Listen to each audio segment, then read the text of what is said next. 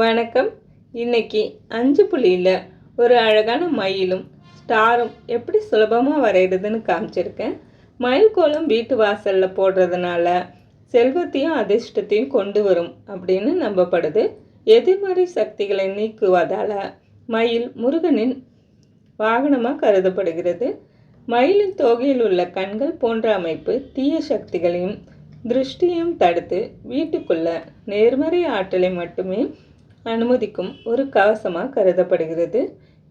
உங்களுக்கு என்னோட கோலம் பிடிச்சிருந்ததுன்னா மறக்காமல் லைக் பண்ணுங்கள், கமெண்ட் பண்ணுங்கள், சப்ஸ்கிரைப் பண்ணுங்கள். நன்றி.